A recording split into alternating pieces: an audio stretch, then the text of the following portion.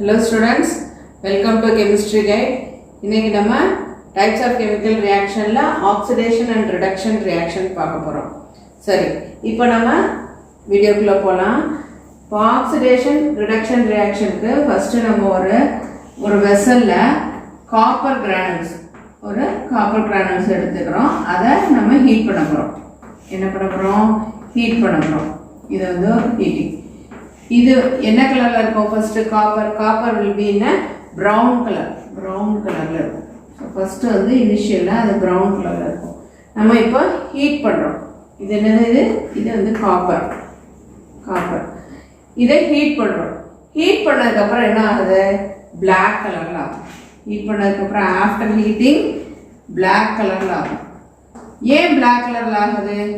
First copper brown கலர்ல இருக்குது, அதுக்கப்புறம் இந்த காப்பர் பிளாக் கலர்ல ஆகுது. இப்போ இங்க என்ன நடக்குது அப்படின்னா, இந்த காப்பர் அட்மாஸ்பியரிக்ல இருக்கக்கூடிய ஆக்சிஜனை எடுத்துட்டு அது காப்பர் ஆக்சைடா ஃபார்ம் ஆகுது.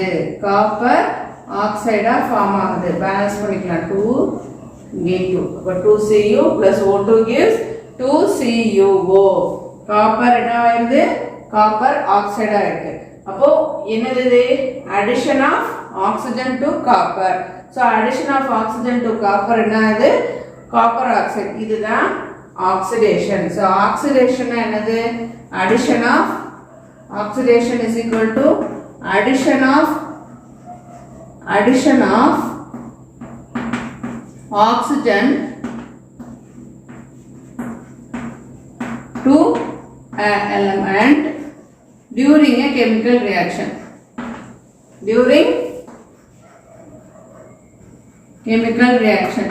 Okay, yeah.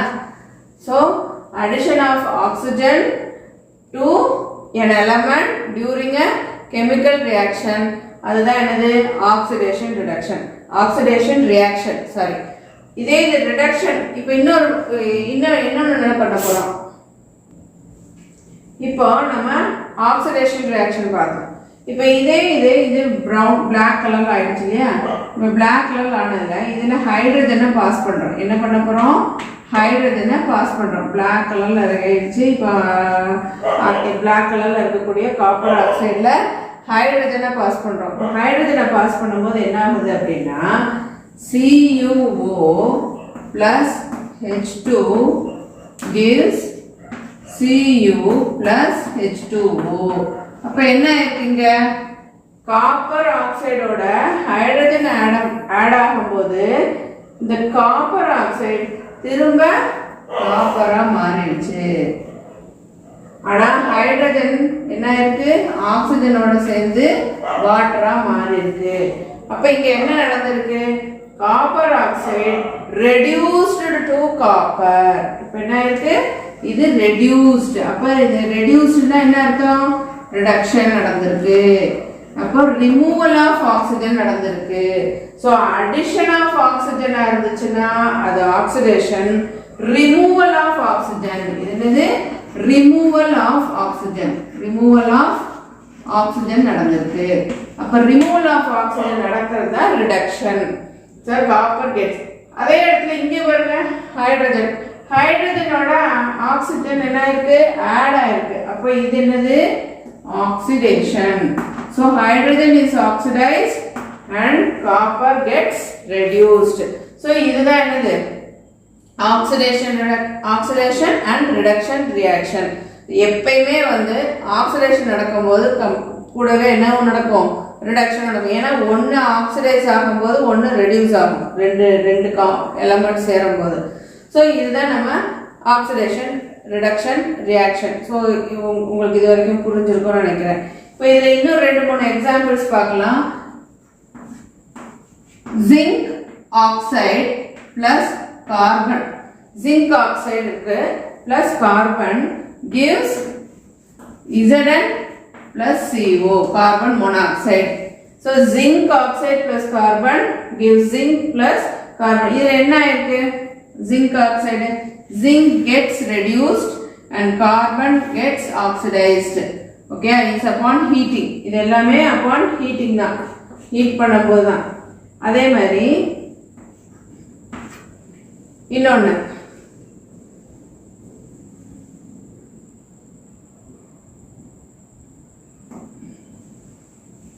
magnesium plus oxygen gives 2 MgO.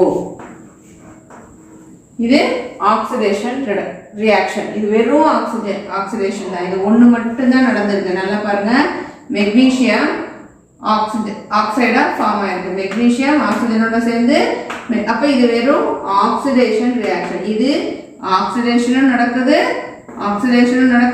ரிடக்ஷனும் நடக்குது. ஸோ ரெண்டுத்துக்கும் உங்களுக்கு ஒரு சிம்பிள் எக்ஸாம்பிள்ஸ் கொடுத்துருக்கேன். ஸோ இது வரைக்கும் நம்ம ஆக்சிடேஷன் ரிடக்ஷன் இவ்வளோதான். உங்களுக்கு ரொம்ப டீட்டெயில்டாக கொடுக்கல.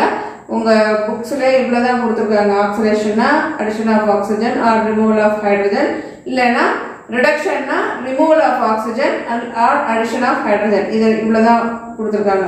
ஸோ இந்த ஆக்சிடேஷன் ரிடக்ஷன் ரியாக்ஷனில் டே டு டே லைஃப்பில் நம்ம ஒரு 2 டாப்பிக்கில் நம்ம பார்க்கலாம். டே டு டே லைஃப்பில் எப்படி நடக்குது அப்படிங்கிறத. இப்போ உங்களுக்கு ஒரு சின்ன டிப்ஸ் ஒன்று கொடுக்குறேன். என்னென்னா, ஆக்சிடேஷன் ரிடக்ஷன் ரியாக்ஷன் நம்ம வந்து ஆக்சிஜன் ஹைட்ரஜனை வச்சு நம்ம பார்த்தோம் இல்லையா. இப்போ வந்து removal of electron addition of electron அப்படிங்கிற ஒரு கான்செப்ட் ஒன்று இருக்குது. அதுக்கு பேர் வந்து ரிடாக்ஸ் ரியாக்ஷன் அப்படின்னு பேர். ரிடாக்ஸ் ரியாக்ஷன் அதாவது ஆக்சிடேஷன் அப்படின்னா removal of electrons. Removal of ஒரு ரியாக்ஷன் நடக்கும்போது எலக்ட்ரான் டிரான்ஸ்ஃபர் நடந்துட்டு இருக்கும். அந்த எலக்ட்ரான் டிரான்ஸ்ஃபரில் ஒரு எலமெண்ட்ல இருந்து எலக்ட்ரான் இன்னொரு எலமெண்ட்டுக்கு டிரான்ஸ்ஃபர் ஆகும். ஸோ ஒரு எலமெண்ட்ல இருந்து எலக்ட்ரான் ரிமூவ் ஆச்சுன்னா அது ஆக்சிடேஷன், ரிமூவல் ஆஃப் எலக்ட்ரான்ஸ். அதே இது ரிடக்ஷன் வந்து என்னது, addition of adding electrons, addition of electrons. இது வந்து ஒரு சின்ன டிப்ஸ் தான். இது உங்களுக்கு புக்கில் இல்லை, இருந்தாலும் ரிடாக்ஸ் ரியாக்ஷன்னா ஒரு ரியாக்ஷன் இருக்குது. அது என்னென்னா ஆக்சிடேஷனும் ரிடக்ஷனும் சைமல்டேனியஸில் நடக்கிறது.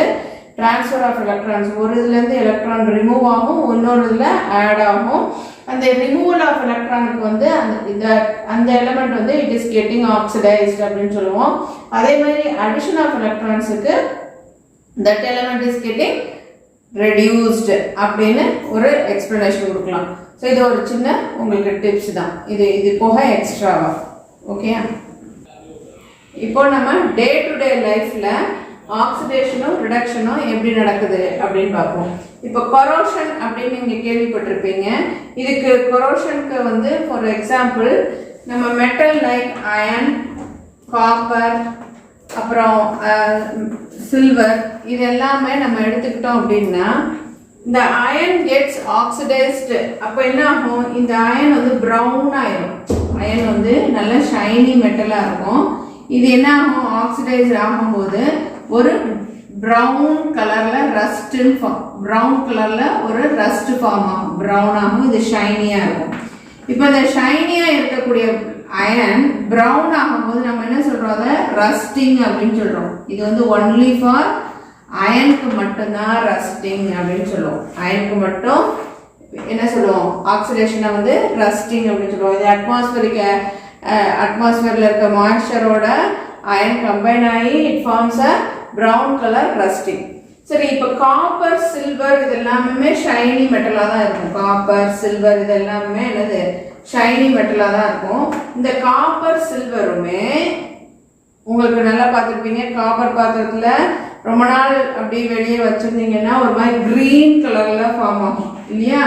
அந்த க்ரீன் கலரில் ஃபார்ம் ஆகிறதும் ஒரு காப்பர் இஸ் கெட்டிங் ஆக்சிடைஸ்.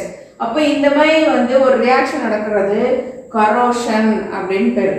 அப்போ காப்பர் கெட்ஸ் கரோடட்ங்கிறது தான் வார்த்தை இல்லையா. இதுக்கு இது சில்வர், இதுக்கெல்லாம் வந்து கரோஷன், கரோடட் இந்த மாதிரி வார்த்தையை யூஸ் பண்ணணும். அயனுக்கு ரஸ்டிங். இதெல்லாம் டே டு டே லைஃப்ல நீங்க நிறைய பார்த்துருப்பீங்க.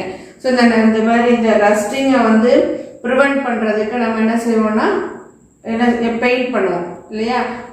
அயன் பார்ஸ் அப்படியே வச்சுக்க மாட்டாங்க. அயன் பார்ஸ் எல்லாம் என்ன பண்ணுவாங்க, ஃபர்ஸ்ட் ஒரு ப்ரைமர் அடிச்சு அது மாதிரி பெயிண்ட் பண்ணி வச்சுட்டாங்கன்னா கரோஷனை நம்ம ரெசிஸ்ட் பண்ணிடலாம். ஸோ இது வந்து கரோஷன். இப்போ அடுத்தது வந்து ரான்சிடிட்டி அப்படின்னு ஒன்று இருக்கு. எது, ஆக்சிடேஷன் தான். இதுவும் ஆக்சிடேஷன் தான்.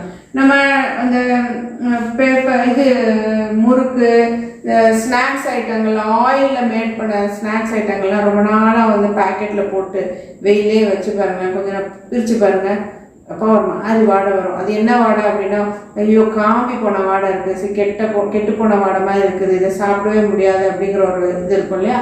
அதுவும் இந்த ஃபேட், அதில் இருக்கக்கூடிய ஆயில், அதில் இருக்கக்கூடிய ஃபேட்டு இதெல்லாம் என்ன ஆகுது, ஆக்சிடைஸ்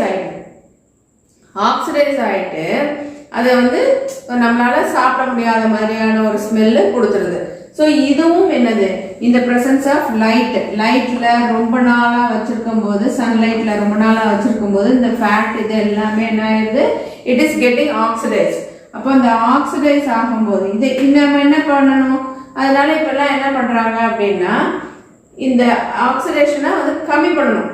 ஆக்சிடைஸ் ஆகிட்டே இருக்கும், பட் ஆக்சிடேஷனை கம்மி பண்ணுறதுக்கு என்ன பண்ணுறாங்கன்னா நைட்ரஜன் கேஸ் எடுப்பாங்க. இந்த மாதிரி பேக்கெட்ஸ்குள்ளே நம்ம வந்து சிப்ஸ் பேக்கெட்ஸ் இருக்குதுன்னு வச்சுக்கோங்க, சிப்ஸ் பேக்கெட்ஸ்குள்ளே என்ன பண்ணுறாங்க, நைட்ரஜன் கேஸை ஃபில் பண்ணி, அது கொஞ்சம் இந்த நைட்ரஜன் கேஸ் என்ன ஆகும், it will reduce the oxidation of the vegetable fats and oils. ஓகேயா. ஸோ அப்போ இது இப்போ நமக்கு கொஞ்சம் சிப்ஸ்லாம் திறந்து பார்க்கும்போது நமக்கு சாப்பிடும்போது ஃப்ரெஷ்ஷாக இருக்கிற மாதிரியே ஒரு ஃபீலிங் இருக்கும். ஓகே இது ஃப்ரெஷ்ஷாக இருக்குது, இது கெட்டு போகலை அப்படிங்கிற மாதிரி. ஸோ இதுதான் ரான்சிடிட்டி. அதாவது இதுக்கு பேர் என்னன்னா the oxidation of oil fat, இதெல்லாம் பேர் ரான்சிடிட்டி. கெட்டு போகிறது, ஒரு மாதிரி கமர்றது, அது பேர் என்ன சொல்கிறது, காம்பி போகிறது, அதுக்கு பேர் என்னது ரான்சிடிட்டி. இது ரெண்டுமே உங்க இதில் corrosion, rancidity for example of oxidation reaction in a day-to-day life. ஓகேயா. ஸோ இதோட நம்மளுக்கு இந்த சாப்டர் முடியுது ஸ்டூடெண்ட்ஸ். இது வரைக்கும் நான் எடுத்திருக்க வீடியோவில் உங்களுக்கு எல்லாத்தையுமே எக்ஸ்பிளைன் பண்ணிட்டேன்னு நினைக்கிறேன். உங்களுக்கு ஏதாவது டவுட் ரிகார்டிங் கொஸ்டின்ஸ் இருந்ததுன்னா நீங்கள் கமெண்ட்டில் போஸ்ட் பண்ணுங்கள், உங்களுக்கு நான் தனியாக உங்களுக்கு அனுப்பி விடுறேன். ஓகே, தேங்க்யூ ஃபார் வாட்சிங் ஸ்டூடெண்ட்.